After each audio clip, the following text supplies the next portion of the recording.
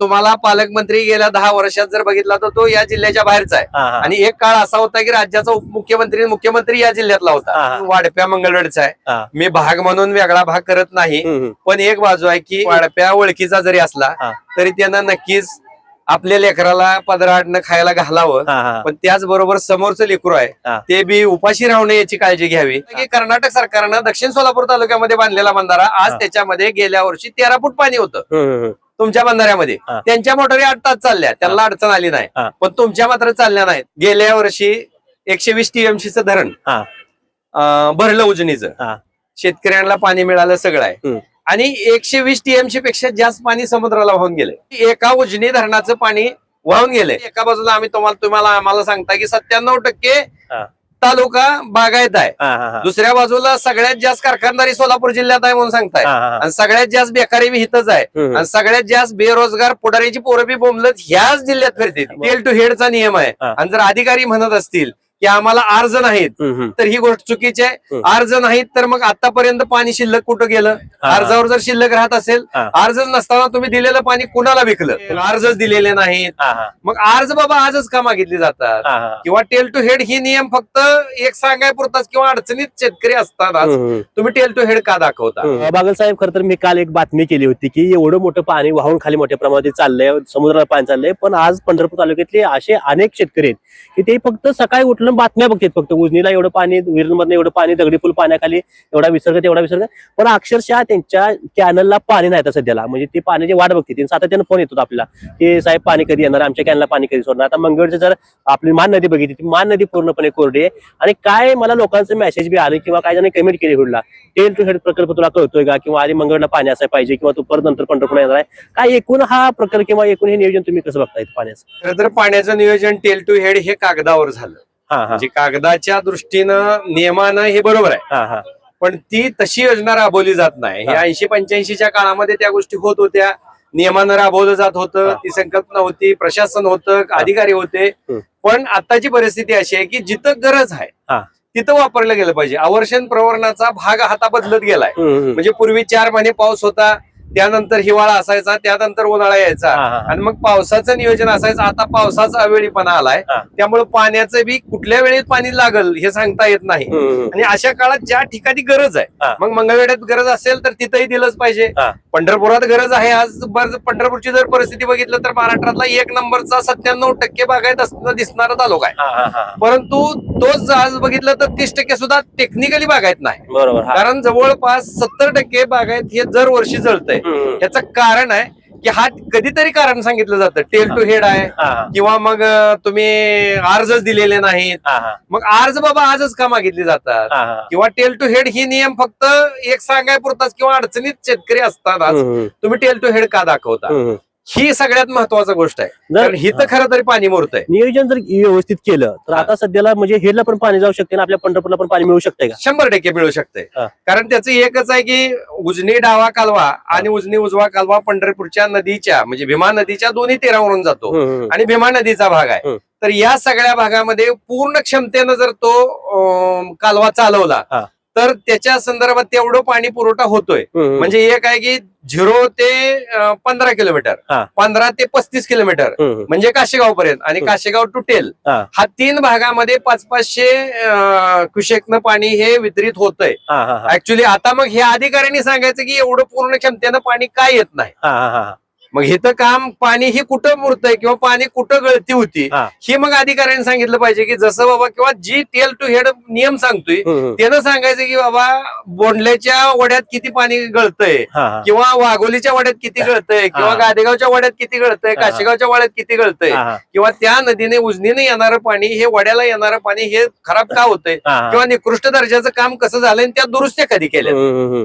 जर तुम्ही tail to head जर नियमच सांगत असला तर हा नियम आहे. आणि दर वर्षी त्याच्यासाठी मेंटेनन्स केला जातो. तो मेंटेनन्सची टेंडर किती दिली, ती कुणाला दिली, मेंटेनन्स काय केला, या संदर्भातला गेल्या 15 वर्षातला हिशोब सांगावा. बरोबर. फक्त तुम्ही शेतकऱ्याला किंवा एखादा न्याय मागतोय त्या न्यायासाठी म्हणून तुमचा अडवण्यासाठी लोकांवर अन्यायिक भूमिका घेऊ नका. अशी भूमिका आहे की जिथं गरज आहे, ज्या ठिकाणी आज जनावराला पाणी प्यायला सोय नाही, पिकं जळून गेलेत, आणि त्या ठिकाणी जर कोण म्हणत असेल टेल टू हेडचा नियम आहे, आणि जर अधिकारी म्हणत असतील की आम्हाला अर्ज नाहीत, तर ही गोष्ट चुकीची आहे. अर्ज नाहीत तर मग आतापर्यंत पाणी शिल्लक कुठं गेलं? अर्जावर जर शिल्लक राहत असेल, अर्ज नसताना तुम्ही दिलेलं पाणी कुणाला विकलं? कुणाला पाणी दिले महत्वाचा हा भाग आहे. आणि दुसरी बाजू एक आहे की जर टेल होतं तर मग आतापर्यंत का नव्हतं? आजपर्यंत का आजपर्यंत का नव्हतं? आता महत्वाचं म्हणजे आज आपण बघतो इथं आता नदी पात्रावर होते आपण, इथं दगडी पूल पाण्याखाली एवढं पाणी मोकळ्या प्रमाणात खाली जाते शेतकऱ्याला. ही शेतकऱ्याला काय बऱ्याच शेतकऱ्याला फायदाच नाही. दुसरी गोष्ट अजून पाणी वाढवले वरने, वीर मधून वाढवले, उजनीतून जवळपास 1,50,000 क्युसेकचा विसर्ग घेत सुरू आहे. म्हणजे ह्याचं नियोजन नाही का या शेतकऱ्या सरकारचं किंवा या पालकमंत्र्याचं आमदार या पाण्याच्यावरती? ह्याचं नियोजन खरं तर म्हणलं तर हा प्रश्न खरं सामान्यांनी लोकप्रतिनिधींना विचारण्यासारखा आहे. म्हणजे ते सगळे आमदार आले, सगळे खासदार आले, सगळे मंत्री आले की खरंच ही शेतकरी पुत्र आहेत का? कारण ही सगळी म्हणते ते आम्ही शेतकऱ्याची पोर आहे. मग तुम्हाला वापसा कळत नाही आणि पाणी अडवायचं कसं कळत नाही, तर मग तुम्ही शेतकऱ्याची पोरं कशी? बरोबर.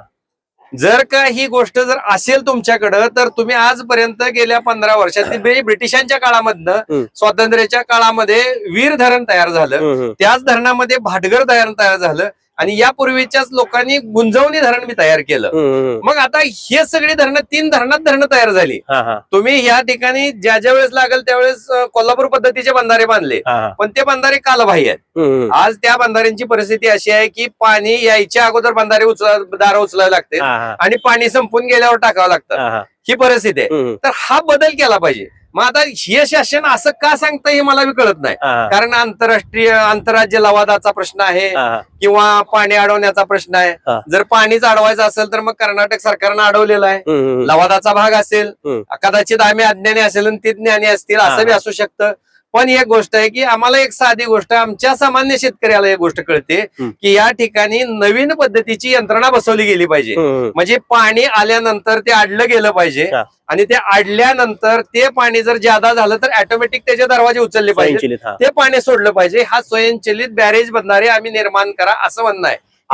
किती वरून इथपर्यंत किती बंधारे काय माहिती आहे की आता सध्याला बंधाऱ्याची अवस्था काय आहे? सगळं आता सध्याचे जे कोल्हापूर पद्धतीचे बंधारे आहेत ते सगळे कालबाह्य आहेत. ते कुठं चालत नाही, गळती आहे. वाळू माफियांमुळे ते पुन्हा त्याचा आणखीन वेगळाच प्रश्न आहे. नदीतल्या कधीतरी पाणी येतंय त्यामुळे त्यावेळी आहे. त्याला जी काय टाकण्यासाठी आणि काढण्यासाठी जे टेंडर दिलंय, ती टेंडरवाली कोण आहेत माहित नाही, कुठं असतात माहित नाही, त्याचं संरक्षण नाही. ते कधीही कुणी उचलतंय, कुणीही सोडून देतंय पाणी. ही सध्याची परिस्थिती आहे. आणि मग ह्या अधिकाऱ्यांना जर विचारलं तर आमच्याकडे माणसं नाहीत म्हणून सांगितलं जातं, पण ह्याचं आम्ही टेंडर दिलंय म्हणून सांगत नाहीत. कारण टेंडर ही अधिकाऱ्यांच्याच कोणाच्या तरी संबंधित आहेत किंवा कुठल्या तर मंत्र्याच्या आमदारांच्या संबंधित आहेत. कारण अशी गोष्ट अंतर्गत गोष्टातून समजती की आम्ही ती नावं सांगू शकत नाही असं त्यांचं म्हणणं आहे. मग नावं सांगू शकत नाही तर ती नक्की भारताच्या बाहेरची येते का, भारतातली येते, ओळखीची नावं नाही ती का? हाही मुद्दा आहे. पण वस्तुस्थिती एक गोष्ट आहे की हे सगळं मोठं ट्रिमेंडस बदल केला पाहिजे. की म्हणजे तुम्ही जिथं कोल्हापूर पद्धतीचे बंधारे आहेत तिथं बॅरेज बंधारे केले पाहिजेत, पाण्याची साठवण क्षमता वाढवली पाहिजे, मुरवण क्षमता वाढवली पाहिजे. ज्या ज्या ठिकाणी पाणी येतंय त्या पाण्याची अडवून साठवून कशी होईल, या गोष्टीच्या प्रत्येक ठिकाणची व्यवस्था कशी होईल ह्याचा सर्वे करून जिल्ह्याचा आणि जिल्ह्याच्या सगळ्या आमदारांनी, मग ते 12-13 विधानसभेचा, विधान परिषदे सगळे असतील त्यांनी, सगळ्या पक्षाचे आणि सगळे खासदार, म्हणजे तिन्ही खासदार दारा, तर ह्या सगळ्यांनी एकत्र येऊन पक्षविरहित सोलापूर जिल्ह्याचा पाण्याचा प्रश्न आणि नैसर्गिक नदीचे व्यवस्थापन यावर प्रत्येक ठिकाणी बॅरेजेस बंधारे कसे करता येतील या गोष्टीचा विचार नक्की केला पाहिजे. आता जी भूमिका मांडते ते प्रत्येक जण वेगळी मांडते. म्हणजे अगदी कल्याणराव काळेंनी भूमिका बॅरेजेस बंधाऱ्यासाठी मांडलंय, आपण वेळोवेळी म्हणतोय. परवा प्रशांत परिचारकांनी पंढरपूरमध्ये म्हणले की मुख्यमंत्री एकच म्हणले की आम्हाला बॅरेज बंधाऱ्याची गरज आहे, पूल कम बॅरेज बंधारा आता मुंडवाडीमध्ये करा असं त्यांनी सूचना केली. आणि खरं तर ते आमदारांनी करताना या ठिकाणी अवताडेंनी ही नवीन पुलाच्या बाजूला जो नवीन पूल चालू आहे तर त्या नवीन पुलाच्या ठिकाणी ही बॅरेज बंधारा करून पंढरपूरच्या पाण्याचा आणि सांगोलच्या 85 गावाच्या पाण्याचा प्रश्न मिटवता आला असता. पण त्यावरही कोणाचं दुर्लक्ष झालं. जे झालंय ते झालंय. पण आज तरी सुधारा, वेळेत ह्या गोष्टी करण्यासाठी तुम्ही पावलं उचला, सगळेजण एकत्र आला तरच याच्यावर दबाव येणार आहे. अन्यथा प्रशांत परिचारकांनी स्टेजवर सांगितलं, लोकांनी टाळ्या वाजवल्या आणि त्या स्टेजवरून आम्हाला आंतरराष्ट्रीय राज्य लवादाचा अडचण आहे की मुख्यमंत्र्यांनी दिलेलं उत्तर म्हणजे अगदी थातुरमातुर आहे. काळानुरूप ह्या गोष्टी नाहीत, बरोबर, बदल करणं गरजेचं आहे. त्यासोबत महत्वाचं म्हणजे गेल्या 2 ते 3 महिन्यापासून लाईटीची मोठी समस्या होती. शेतकऱ्याला अगदी 2 तास लाईट सोडली जात होती आणि त्यातून शेतकऱ्याचं काय म्हणावं असं भरणं होत नव्हतं. आणि आता प्रशासन सांगतंय नदीतल्या नदीपात्रातल्या मोटरा बाहेर काढा, म्हणजे त्याचं तिथे बी नुकसान आहे, आता इथे बी नुकसान आहे. ते कसं करायचं आता? हे तर एक मोठी गंमत आहे. लाईट एका रात्रीत तयार होत नाही. मग मागच्या 3 महिन्यापूर्वी जेव्हा तुम्ही एक आदेश केला की 2च तास लाईट द्यायचे, सगळे शेतकरी म्हणत होते की 4 तास लाईट द्या. 4 तास लाईट दिली असती तर तिथं पाण्याचा प्रश्न, त्यांच्या पिण्याचा पाण्याचा प्रश्न झाला नसता, त्याची पिकं जळली नसती. पर्यायानं इथली कारखाना व्यवस्थापन हे आज सगळं धोक्यात आलंय. बरोबर. मग तुम्ही प्रत्येकाचे वेगवेगळे मुद्दे, तर आता मग पाण्याचा प्रश्न जर तुम्ही इथं एकदा पाणी नाही त्यावेळेस थांबवायचा आहे. कुणीतरी सांगितलं एल निनोचा भाग आहे आणि म्हणून आता दुष्काळ आहे, आणि दुष्काळ आहे म्हणून या पाण्याची तुम्ही साठवणूक करणं ही बी गोष्ट बरोबर आहे, पण ती योग्य होती का? तर त्याला एक संभाव्य भाग होती की त्यावेळी तुम्ही एक कारण दिलं की लाईटच नाही. मग आज लाईट झाला आहे तर मग आता लगेचच तुमची 3 महिन्यातच कुठं तयार झाली? काल लगेच पाणी सुटलं का लाईट सुटली? म्हणजे त्यावेळे पाणी असताना लाईट नव्हती, आज लाईट आहे, पूर आहे आणि पाणी उचलता येत नाही, त्यामुळे पिकं जळत आहेत. मग ह्या पिकाचं काय? बरोबर आहे. नक्कीच कमीत कमी एवढं आहे की त्या शेतकऱ्याच्या जनावराला तरी पिण्यासाठी पाणी द्या, त्यांना कोरड पडून मरण्याची वेळ येऊ देऊ नका. एका बाजूला आम्हाला सांगता की 97% तालुका बागायत आहे, दुसऱ्या बाजूला सगळ्यात जास्त कारखानदारी सोलापूर जिल्ह्यात आहे म्हणून सांगताय, आणि सगळ्यात जास्त बेकारी बी हितच आहे, आणि सगळ्यात जास्त बेरोजगार पुढाऱ्याची पोरं बी बोंबलत ह्याच जिल्ह्यात फिरते. बरोबर. ह्याची कारण काय ती? ह्याचा विचार प्रत्येक पुढाऱ्यांनी करावा, केला पाहिजे. त्यासोबत महत्वाचं म्हणजे गेल्या वर्षी सुद्धा धरण 100% भरलं होतं, आणि ह्या उन्हाळ्यामध्ये शेतकऱ्यांना सगळ्या हा सोसा लागल्या. 100% धरण भरून बी शेतकऱ्याला नुकसान आहे. आता तरी धरण 100% भरून ह्या वर्षी तेच असं वाटतंय. ह्याच्यात एक मुख्याची खूप मोठी गंमत आहे. गेल्या वर्षी 120 TMCचं धरण भरलं उजनीचं, शेतकऱ्यांना पाणी मिळालं सगळं आहे, आणि 120 TMC पेक्षा जास्त पाणी समुद्राला वाहून गेले. म्हणजे एका उजनी धरणाचं पाणी वाहून गेले. उजनीची वरदायनी म्हणून आपण सोलापूर जिल्ह्याची मानतो, आणि मग एक दुसरी वरदायनी वाहून गेली केवळ तुमच्या दूरदृष्टी नसलेल्या धोरणामुळे. नाकर्तेपणा हा प्रश्न वेगळा आहे, पण दृष्टीच नाही. म्हणजे आता पुढाऱ्यांना काय वाटतंय की लगेच मी कुणाला तरी भेटलो का माझा मतदार झाला, आणि मतदाराला बी असं वाटतं की ती मला भेटला म्हणजे संपलं, पण धोरणात्मक काम तो करतोय का हे सगळ्यात महत्वाचं, आणि हा धोरणात्मक कामातला भाग आहे. खरं तर ही धोरण तुम्हाला कळलं पाहिजे, निसर्गाला तुम्हाला बोलता आलं पाहिजे, निसर्गाशी समरस काळानुरूप बदलता आलं पाहिजे. आज जशी एक गोष्ट आहे की तुम्ही म्हणला की गेल्या वर्षीचं 100 TMC पाणी वाहून गेलं, आज तसंच त्या शिनेतला तर बघितलं तर शिनेचं पात्र आज मोठं झालं. म्हणजे एवढं पाणी शिनेतनं पण वाहून गेलं. म्हणजे हे तुम्हाला भीमेतलं सांगितलं, शिनेतनं गेलं, मान नदीमधून गेलं, आणि मग हे सगळं पाणी गेलेलं असताना हे समुद्राला पाहून घेणं पाहत गेले. ही जर आधुनिक यंत्रणा या ठिकाणी असली असती तर हे पाणी 100 TMC 50 TMC तर राहिलं असतं. बरोबर. 50 TMC जर ते पाणी राहिलं असतं तर आज ही ते तुम्हाला 2 तास लाईट करावी वेळ आली नसती, पाणी साठवणूक होती तुमच्याकडे. आणि त्याच्याच संदर्भातला की कर्नाटक सरकारनं दक्षिण सोलापूर तालुक्यामध्ये बांधलेला बंधारा, आज त्याच्यामध्ये गेल्या वर्षी 13 फूट पाणी होतं तुमच्या बंधाऱ्यामध्ये.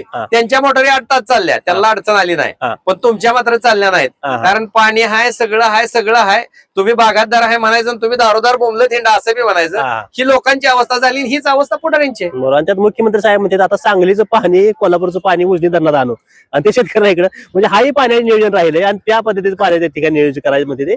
दुसरा महत्वाचा प्रश्न म्हणजे या पालकमंत्री जेव्हा दत्तामामा भरणे होते तेव्हा उजनीच्या पाण्यावर राजकारण सातत्यानं, म्हणजे जेव्हापासून उजनी धरण बांधले तेव्हापासून उजनीचं राजकारण पाण्याचं आपण बघत आलोय. दत्तामामा भरणे 5 TMC पाणी काय त्यांना पळवापळ इथे चालू केली. आता सध्या दत्तामामा भरणेचा विषय नसेल, पण आपल्याच ह्या भागामध्ये उजनीचं पाण्याचं राजकारण असं होते वाटतंय का? कारण आमदार आपले मंगळचे भूमिपुत्र म्हणून त्या भागामध्ये पाणी, या भागामध्ये पाणी, असं याबद्दल काय वाटतं तुम्हाला? नक्कीच ती पण आहे, कारण वाढप्या ओळखीचा असला का ओळखीच्याला वाटप करतोच, त्याच पद्धतीची भूमिका त्यांची आहे. ती चुकीची असेल असं म्हणायचं नाही, पण वाढप्या मंगळवेढचा आहे. मी भाग म्हणून वेगळा भाग करत नाही, पण एक बाजू आहे की वाढप्या ओळखीचा जरी असला तरी त्यांना नक्कीच आपल्या लेकराला पदराडनं खायला घालावं, पण त्याचबरोबर समोरचं लेकरू आहे ते बी उपाशी राहू नये याची काळजी घ्यावी. कारण ते प्रतिनिधी पंढरपूरचे पण आहेत आणि मंगळवेढचे पण आहेत. मंगळवेढ हा दुष्काळी तालुका होता हे आम्हालाही मान्य आहे. आम्ही त्यासाठी ही लढायची ही भूमिका म्हणतोय. आणि पंढरपूर तालुका बागायत दाखवला जातो पण आता बागायत राहिलेला नाही, तर त्यासाठीची बी भूमिका त्यांनी खरं तर घेतली पाहिजे. म्हणजे पंढरपूरच्या भागामध्ये जिथपर्यंत पाणी येते पूर्ण क्षमतेनं पाणी आणण्याचं नियोजन हे विद्यमान आमदारांनी केलं पाहिजे. मग वाढप्या ओळखीचं आहे म्हणून जर केलं तर ते काय आम्ही मान्य करतो की आपल्या पोराला लेकरू खायला देतोय माणूस, तसं तुमच्या लेकरांना खायला दिलं असेल, तुमच्या भावमानात आमचं नून आहे, पण आमचं तोंड बांधून जर तुम्ही करत असाल तर मात्र ती अन्याय आहे आणि ती सहन केला जाणार नाही. ती तिथं सहन केला जाईल पण हिथं केला जाणार नाही. कारण इथला मतदार किंवा इथला माणूस हा यावर नक्कीच विचार करतो आणि गंभीरतेनं. मग माझं एकच म्हणणं आहे की पुढाऱ्यांनी म्हणजे अगदीच सगळ्याच पुढाऱ्यांनी म्हणजे पंढरपुरातला विठ्ठल परिवार असेल, पांडुरंग परिवार असेल किंवा मंगळवेढ्यातले अवताडे गट असेल आणि अवताडीच्या विरोधातली समविचारी आघाडी असेल, भागवाईज कुठलीच गोष्ट होऊ नये.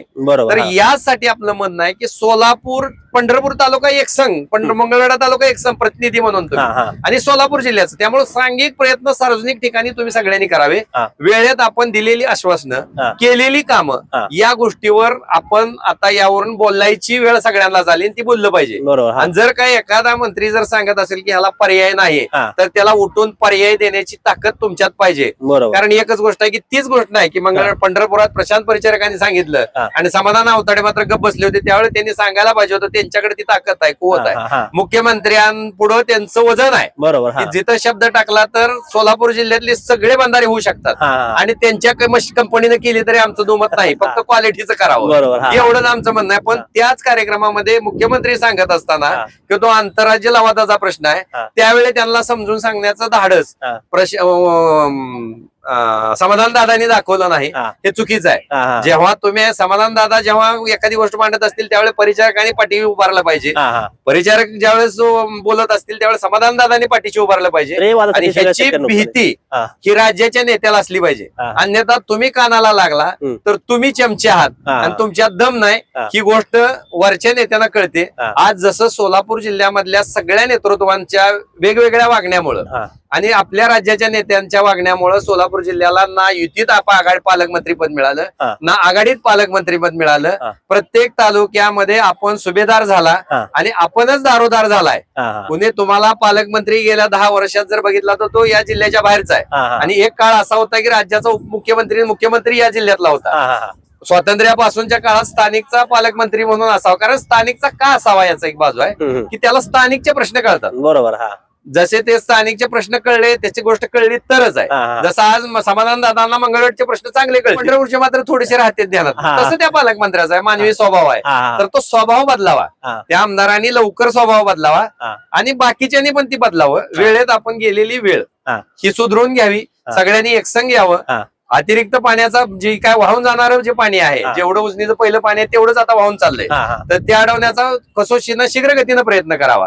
आणि त्याचबरोबर हे पाणी व्यवसाय शेतीला वापरलं जाईल, व्यवसायाला वापरलं जाईल आणि उद्योग पण इथं वाढतील. कारण इथला माणूस बाहेर जाणं, मायग्रेट होणं ही चुकीची गोष्ट आहे. आणि या गोष्टीविषयी अगदी म्हणजे खरंच मनापासून प्रयत्न करावे, सगळ्यांनी एकत्र काम केलं पाहिजे. हाच खरं तर उद्देश आहे की ज्या पद्धतीनं एवढं मोठं पाणी उजनीचं त्या ठिकाणी वाया चाललंय, त्या कुठं त्याचं योग्य नियोजन जर केलं तर ते सगळ्या शेतकऱ्याला आपल्या त्या ठिकाणी मिळू शकते, शेतकऱ्याचं उत्पन्न वाढू शकते. पण नियोजनाअभावी पाण्याचा राजकारण करण्यासाठी किंवा आपल्या स्वार्थाची पोळी भाजण्यासाठी कुठं त्या ठिकाणी शेतकऱ्याच्या दुटप्पी भावना केली जाते. खरंच उजनीच्या पाण्याचं राजकारण आजपर्यंत पण करत आले, इथून पुढे पण राजकारण होईल. पण त्या राजकारणामध्ये आपला शेतकरी भरडला नाही पाहिजे, सगळ्या शेतकऱ्यांना पाणी मिळलं पाहिजे. आता सध्याला मंगळ तालुक्यात जी मान नदी कोरडी, त्या मान नदीला त्या ठिकाणी पाणी मिळलं पाहिजे, कॅनल पंढरपूर तालुक्यातले भरले पाहिजे. हा उद्देश ठेवून हा खरं व्हिडिओ करण्याचा आजचा खरं विषय होता. तुम्ही वेळ दिला, धन्यवाद. नमस्कार.